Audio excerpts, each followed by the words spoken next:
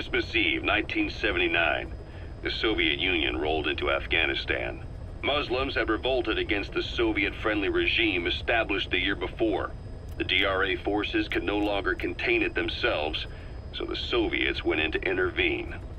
The Afghan government was powerless and fraught with infighting. They lost the hearts and minds of the people, and that alarmed the Soviet leadership. With the Islamic Revolution happening in Iran, the Soviets felt they had to act fast or risk the spread of Islamic revivalism. A superpower, sending a motorized rifle division against men on horseback with antique rifles. Everyone thought it'd be over in an instant, only it wasn't. Some Muslims made their fight a jihad, a holy war, and began a guerrilla campaign on all fronts. A war of attrition. These fighters call themselves Mujahideen. They're being supported by the West through Pakistan. That's why Miller was involved. He was training them near the Zero Line, sponsored by the CIA. The war has become a nightmare for the Soviet troops stationed here. They thought they'd be headed home in 6 months at the most. Then a year passed. 2 years. Now here we are 4 years on with no exit in sight. Afghanistan has become the Soviet Union's Vietnam. The Soviet troops on the ground want to go home, but at least they have homes to go back to. The Afghans have lost theirs. The Soviets destroy the kishlaks, villages, wherever they can. They burn down homes and fields, fill in wells, turn pastures into minefields. It's created a mass of refugees who fled to Pakistan. If the Mujahideen are fish swimming around the villages, the Soviets will go so far as to dry out their ocean. But this has had a big price. There's bitter resentment among the Afghans, and they're taking out their anger on the soldiers on the front lines. Among the Mujahideen are the Pashtun people. They're fiercely devoted to their code of Badal, or revenge. Soviets they've captured have had their hands, feet, and noses cut off before being left to die at the side of the road, just to show their comrades what they're capable of. Friendlies who come across them can do nothing but put them out of their misery. Then they burn down another village in retaliation. And the cycle of vengeance goes on.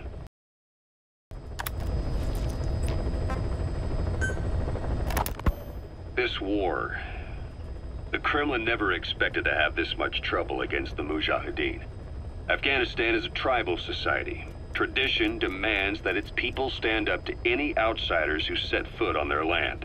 With the honor of their people at stake, they have everything to fight for. No matter how hard the Soviets hit them, they continue to appear out of nowhere, striking back, then vanishing again. But there's one thing even the Mujahideen fear. Every last one of them. The Soviet gunships. They're highly maneuverable and equipped with massive firepower. Plus, the underside of the fuselage is heavily armored. The Mujahideen can barely scratch them with their small arms. Anyone who hangs around gets mowed down by the gunship's heavy machine guns. This new honeybee weapon that was given to the Hamid fighters, it's no doubt something to help them strike back against the gunships, which makes it a weapon that could change the course of the war. Those guerrilla fighters known as Mujahideen don't actually belong to a single organization. Afghanistan is a multi-ethnic country. You've got the Pashtuns, the Tajiks, Uzbeks, Hazaras, and each of them is split into their own tribes, large and small. Each ethnicity has several rebel organizations that their various tribes gather under. They're united under the banner of jihad, but that doesn't mean they work like a single standing army. Just look at the area around Smasy Fort. A lot of Tajiks used to live there, but they fled after the Soviets started their Scorched Earth campaign. With the area uninhabited, the Hamid fighters, who are Pashtun, decided to move in. The Hamids are based out of the city of Peshawar. We passed through it on the western edge of Pakistan. The Pashtun people have long lived in Afghanistan and western Pakistan. They used to travel back and forth frequently. Then Britain went and established still stands today. The Hamid fighters get generous support from the Pakistani government. The government wants to use them to secure influence over Afghanistan. Their liaison with the Hamids is Inter-Services Intelligence, and behind the ISI, you have the CIA. That's probably how the Honeybee ended up in the hands of the Hamid men.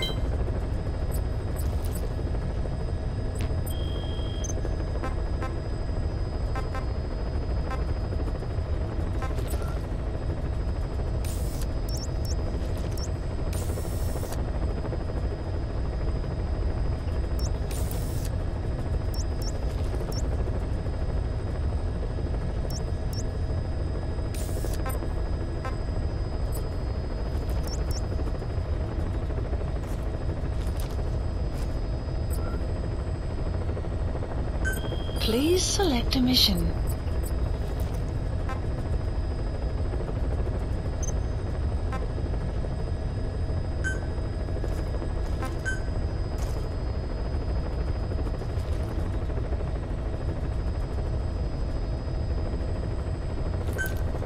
Mission accepted.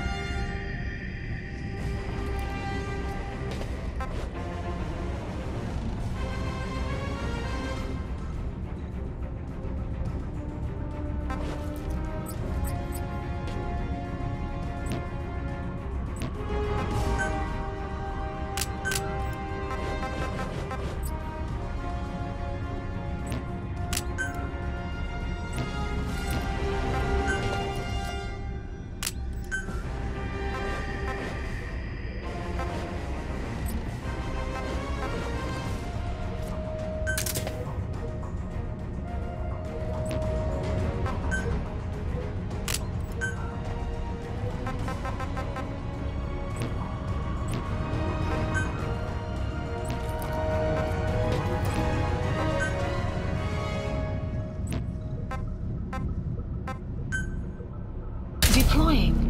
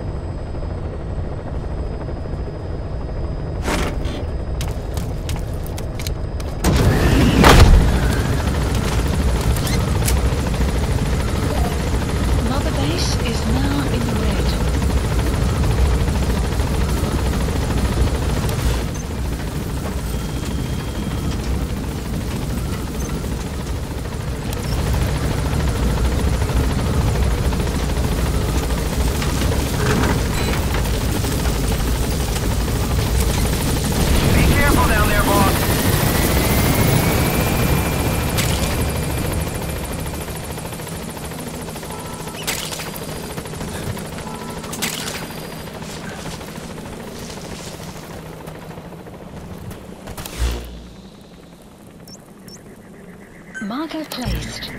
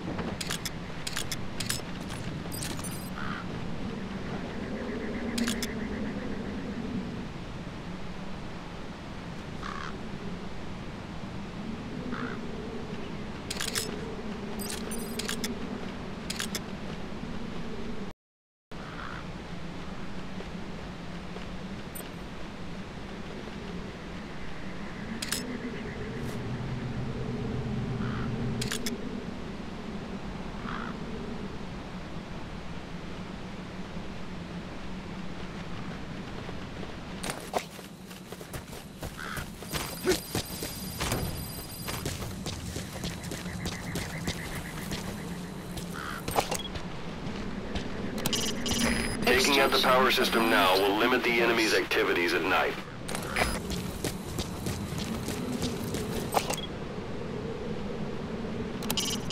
You can disrupt communications between enemy outposts by destroying comms equipment. That'll prevent one post from sending reinforcements to another.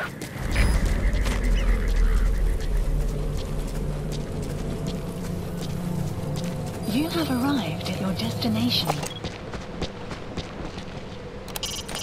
Destroying the power system will shut down the local electrical grid. That'll give you a leg up when operating in the dark.